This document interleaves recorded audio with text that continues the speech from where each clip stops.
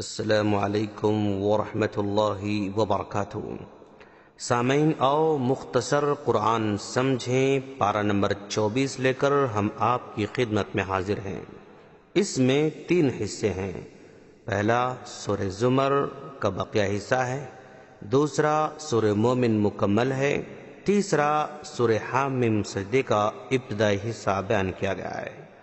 سورہ زمر کے بقیہ حصے میں بہت ساری باتیں ہیں، جن میں ایک بات اللہ کی ربوبیت کا بیان ہے۔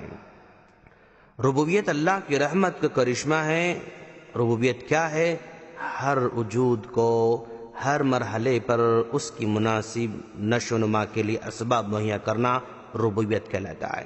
بچے کے لیے ماں کا دودھ ہے، جو ابتدا میں پتلا اور پھر جیسے جیسے اس کا معدہ متحمل ہوتا ہے تو گاڑھا ہوتے جاتا ہے، بڑا ہوتا ہے تو اس کے لیے انواع و اقسام کے پھل اور مختلف اناج ہوتے ہیں۔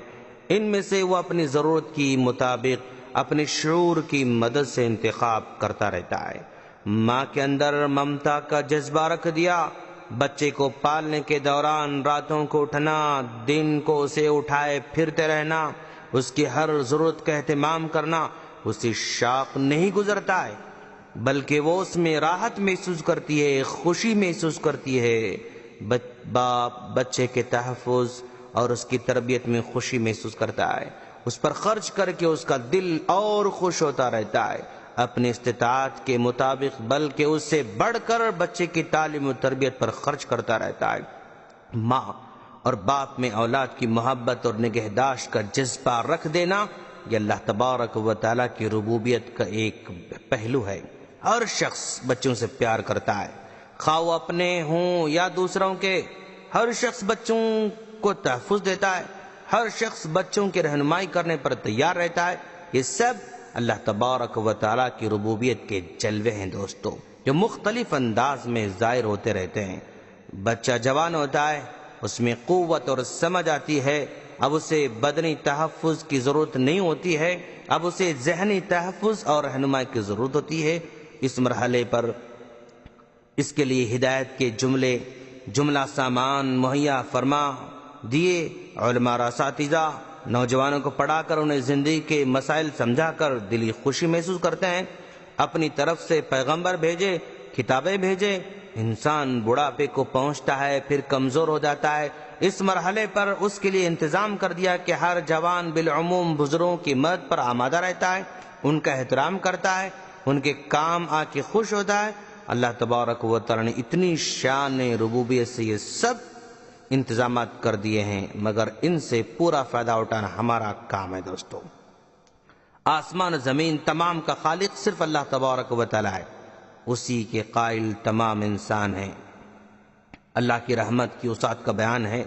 انسان کو کبھی بھی اللہ کی رحمت سے مایوس نہیں ہونا چاہیے۔ جہنمیوں اور جنتیوں کے جنتیوں کے جہنم اور جنت میں داخل ہونے کی کیفیت بیان کی گئی ہے۔ اور اس کے بعد سورہ مومن ہے، اس میں کئی باتیں ہیں۔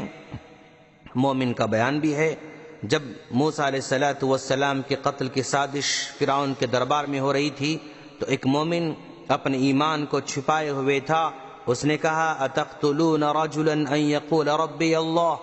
اس فرعون اور اس کے درباریوں کو موسیٰ علیہ السلام کے قتل سے ڈرایا اور کہا کہ اس کا انجام بہت برا ہوگا۔ فرعون کی کبر غرور کا بیان بھی ہے اس میں۔ اس نے رب العزت کو دیکھنے کی ناپاک جسارت کرتے ہوئے حامان کو ایک محل تعمیر کرنے کا حکم بھی دیا تھا۔ اللہ سے اعراض کرنے والوں کی سزا کا بیان بھی ہے۔ سیدخلون جہنم داخرین کہا گیا۔ انسان کی تخلیق کا بیان بھی ہے۔ انسان کبھی مٹی تھا، پھر نطفہ بنا، پھر علقہ بنا، پھر بچہ بنا، پھر جوان ہوا، پھر بوڑھا ہوا، پھر مر گیا۔ اور حامیم سجدے میں کئی باتیں ہیں۔ آسمان و زمین کی تخلیق کا بیان ہے۔